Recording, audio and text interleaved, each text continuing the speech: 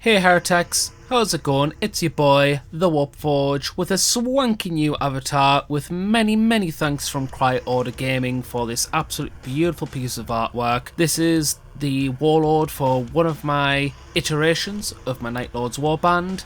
In this case it's from the iteration of the Necropolis during the Indomitus Crusade, which is Warlord Huldroth Venix, the Nosferatu.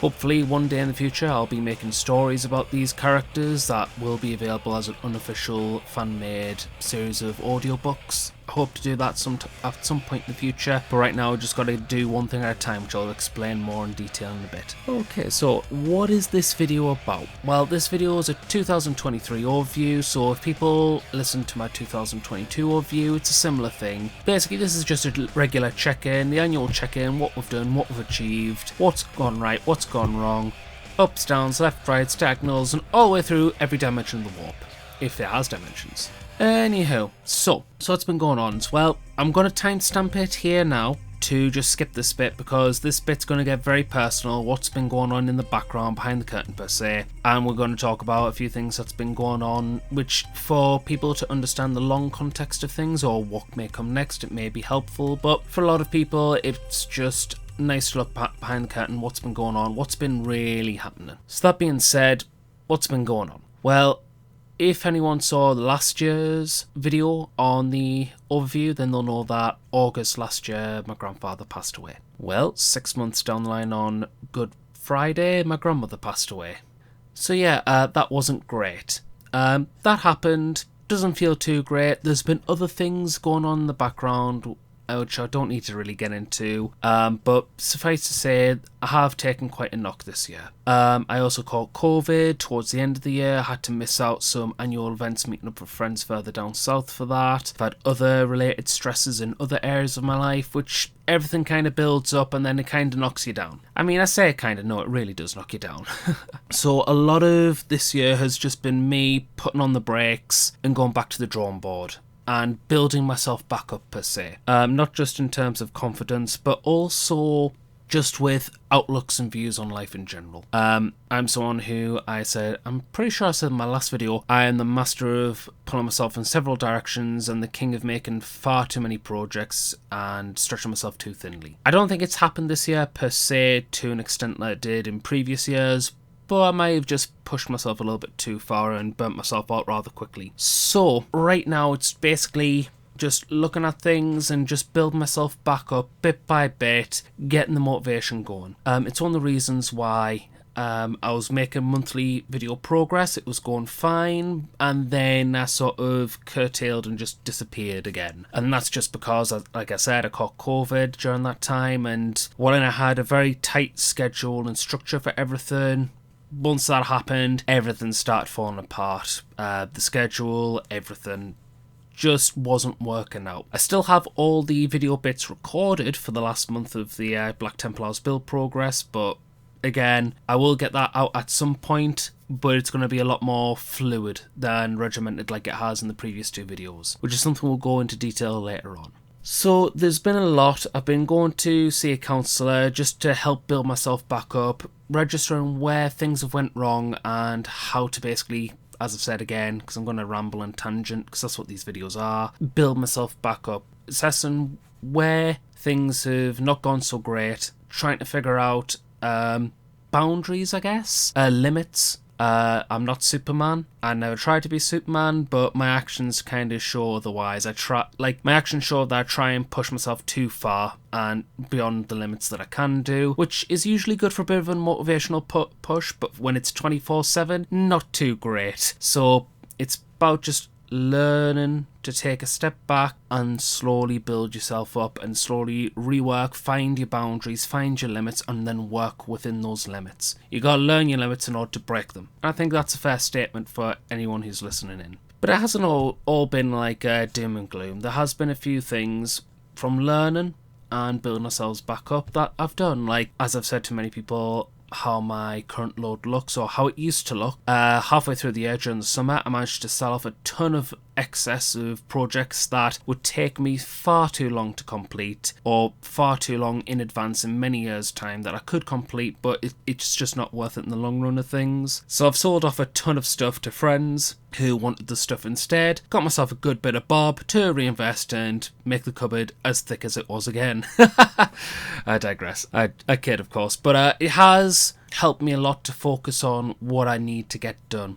And like I say, we'll go into that in a bit more detail, but it's been a good feeling selling off a ton of stuff. Like a weight's been lifted, a burden's been lifted, a weight's been lifted from my shoulders and my chest. A burden has now left, if that makes sense. I can get on to the projects that I'm highly invested in, not the ones that catch me off guard for 5 minutes, get me hyped for 5 minutes, and then slowly fade out again. Like, these are the ones that I'm going to dedicate myself to, and I'm going to push forward from now on. There's such a good feeling about that. There's such a very motivating feeling. There's a power within that feeling that wants you to push forward. So with all that being said, what's next for the channel?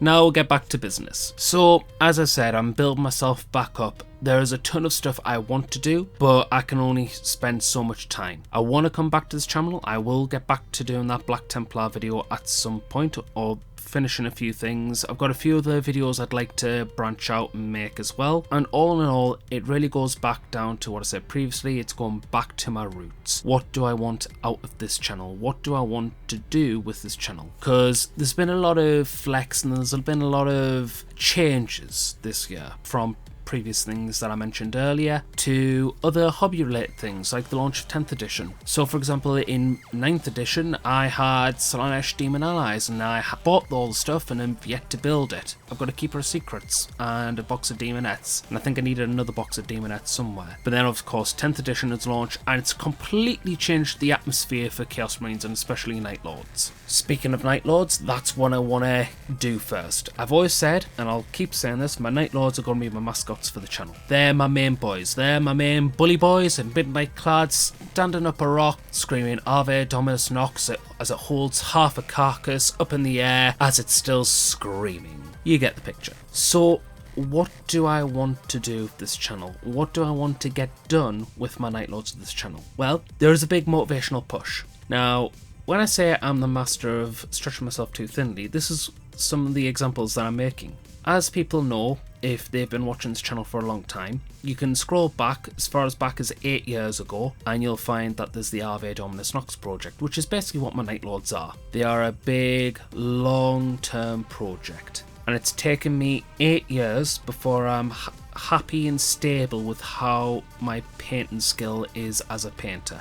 My current skill, as you can see on the pictures on the other side, I feel very happy with my current skill. I'm not Siege Studios, I'm not some big professional painter who can paint tournament winning results on busts for every model, and I don't plan to be. My style, as I call it, is battle report standard. It's neither, I wouldn't say it's parade standard, I'd say it's a little bit just around that area or just under, but it's not basic standard. So what I mean by battle report standard is you'll pop them on the table, you can look at them from a distance and you can look at them close up, and there's always something to see. There's something that will always pop out and there'll be something that looks good. And I know I'm good with my painting because I've got people or friends who commission me to do paint jobs. I've got right now a friend who wants to commission me to paint their custom Successor Space Wolves chapter, and they've started with giving me their Space Wolves chapter master to commission. And I'm very, very excited on getting this boy done because he's a very big model and he's a very big centerpiece and he is lovingly kit bashed. Lovely. I look forward to completing that model and finishing this guy up. So I know I'm good on my painting. Now it's just to be consistent, actually getting army painted, which has always been the main back and forth with this project. As the years have gone by, I've always gotten so far 3/4 through an army list or through the army in of itself, found a different technique that I prefer of my own, or I've just gotten better as a painter with my painting skills and I completely reboot back from ground zero and build it back up, and I've been doing this back and forth for about 8 years now. But I'm now stable. I'm very happy with how my paint jobs look and I'm really excited on getting the next unit done. which then leads on to the next thing. So if people have paid attention to a few Frontline Gaming articles that I've made, hopefully more on the way, I've recently purchased a few tickets to go to the Morty and Glory's big apocalypse event called the Thanatos setting, or Thanatos campaign, and I've already pledged myself to get between 3,000 to 5,000 points painted. You know how I keep saying I get 3/4 of the way through an army and then just completely reboot with my Night Lords, and now I have 5 months to get 3,000 to 5,000 points painted. Yeah, someone pray, make dark prayers to the dark gods for me, please. Oh dear, what have I set myself up this time for? So yeah, this is going to be a very interesting project. 5 months to get 3,000 points bare minimum done. 5,000 points on average. And I've looked at my collection, and even if I get 5,000 points done, I still have more Night Lords models to paint. Like 3 Venom Crawlers, for example. This is going to be a very, very interesting project to get done. But on the upsides, whilst it will be a difficult challenge to get through and it will require strict regimental time, and what I mean by that is just a tight time structure to get everything through, this does mean that there will be a few sacrifices. For example, I won't be making as many videos. I will try and do a monthly video every month to try and show progress. A little addition to the Road to Thanatos event, Frontline Gaming articles per se. And the idea is just to show off in video format what I've been doing, but less to do with a regimented format of showing week by week progress, because what you're going to see is a very repetitive format. And what I mean by that is you're going to see, for example, in 1 month I'm going to spend converting and painting raptors. It will get very repetitive if I said week 1 building raptors, week 2 building raptors, week 3 painting raptors, week 4 painting raptors. It's best just to show off highlights and basically show off and just make commentary along the way. So they're going to be probably a bit shorter than the ones that have been recently released when it comes to the Black Templar building guides or Black Templar build and progress videos, but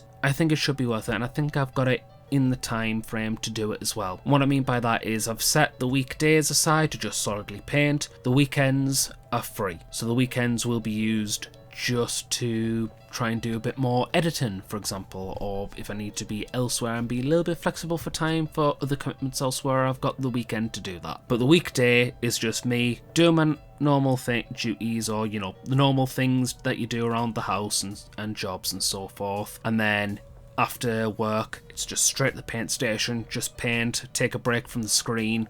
You get my meaning. Nice little, just to decompress, zone out, paint some models, get stuff done, have some good models at the end. Fantastic. So it has been interesting. So that's what I want to do first for the channel. Once I've got 5,000 points in Night Lords, I will still be painting because I've got 3 armies that I need to get done. I've got Night Lords, Black Templars, as you've seen, and Necrons. I also have accidentally slipped on the banana peel and started Chaos Knights. I have 6 War Dogs and an Abominant to build and paint. I kind of class this as part of my Night Lords though, as I'm going to make them all Night Lord affiliated, so I don't really class them as an army in of themselves, though by technicality, rules as written per se, they are an army in of themselves. I also have 2 further armies. One is going to be Deathcore Krieg. I absolutely love Krieg. The fact that they're now in plastic and with rumours on the horizon that they're going to get a full refresh. I'm sorry, but I need to join in with the guard.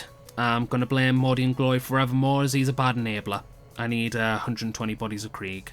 Let's have fun with that. And then the 5th army, technically the 6th army I've got, well, I've got the Leviathan box, so I've got the other half of Leviathan Tyranids, so I'm going to give them a shot. I've got also Gene Stealers from the 3rd edition Space Hulk as well, so what I'm going to do is I'm going to paint all the stuff in the Leviathan box, similar to Starship Troopers Arachnid Empire, Duncan Rhodes painting guides, show you how to do that.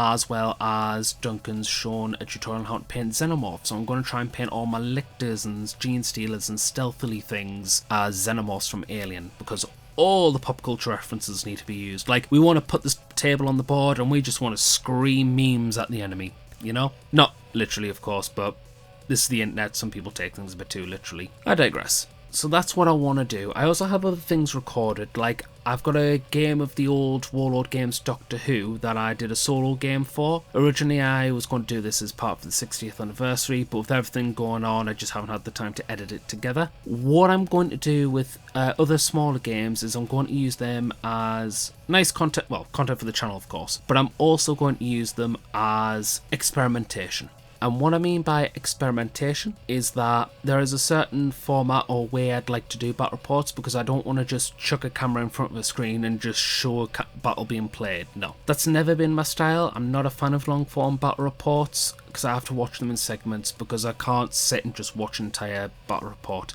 I can get away with Lord of the Rings, but I can't get away with 2.5 hours of people chanting on basically talking on a screen, basically. I can't. That's something that I put on in the car to zoom off in, if that makes sense. That's not something I can just maintain focus on watching. So I've always, like in my older battle reports, I always did like turn overviews instead. They were a lot more engaging for me, just to explain what's been going on rather than just record an entire game. I'm also going to... So with this, I'm trying to invest more story this time. So what I mean by experimentation is I'm going to show how the game is played to an extent, but I'm going to try to interweave it with the story of the game rather than just tell you an instruction manual of how the game's played. Interweave it. So think of the way I want these battle reports to look is the structural overview, like Wargamer Girls, War Machine Hordes battle reports back in the day, with the enthusiasm and intensity that Zorp brings to the story of the game. So with that in mind, that's what I'm going to play around with, because it's been a while since I've been in the edit, so trying to get a battle report done and have it like perfect on the first time is not gonna, it's unrealistic. But to sit down and just navigate my way through, use smaller games that as the experimental piece before going to the big boys being 40k, I think is a good way to really show how I want the narrative to commence, or how I want the direction of my battle reports to be. With that being said, there are other things I'd like to do for this channel for long in the future, once I've got a few more armies painted up and a bit of terrain, so I can start playing games at my own home to show very immersive boards for battle reports. I'm also wanting in the future to spend more time talking about making video essays about my experiences with the hobby, but also about topics that I am passionate about, like quality of current story writings or story novels and such from current Games Workshop with current 40k, big plot points. I want to talk about experiences with playing games. I want to talk about themes and symbology within certain armies, as well as make my own, or really start getting to write down my own unofficial audiobooks for my Black Templars and my Night Lords. Maybe other armies down the line, but those two are the ones I really want to push out first with all the characters. I'm still thinking about how I'm going to write them. Part of me wants to make them as proper Black Library authentically felt audiobooks, but then another part of me wants them written down like Imperial Armor campaigns. So it's all things in the motion, but right now, one thing at a time. As I said before, and as you can start to slowly see, the king of stretching himself too thinly is doing exactly that. So we're just going to concentrate on one thing at a time. That will be try and do these hobby progress videos and get these models painted for the Thanatos event. And then after that means I've got an army to do battle reports with. I'd also like to try out other games as well, so we've already mentioned about Doctor Who, but there are other games I'd like to put on for this channel as well. Recently, I got the rulebook for A War Transformed, War on the Doggerland Front. It's an alternate World War I game by Osprey Games, and it's miniature agnostic. Imagine this game as a mix of All Quiet on the Western Front meets Mordheim, or Pan's Labyrinth if you're not too familiar with older Games Workshop games. It's an alternate World War I game that doesn't focus on steampunk and technological revolution, rather it focuses on folk horror and old fairy tales and monsters from older times in Europe kind of thing. Rather than having giant robots, you've got giant monsters from Slavic mythology and such and so forth. It's a game that really calls to me because I love researching about World War One, and fantasy with World War One is just right up my alley. I already have the idea of my main army being the Brits, and I want them to have like an Arthurian feel to them. So I want like Arthurian Knights of the Realm galloping on their steeds alongside World War One British infantry, which I think would be amazing, an amazing aesthetic on the field. So yeah, like I say, going back a little bit, but saying that it hasn't been all doom and gloom.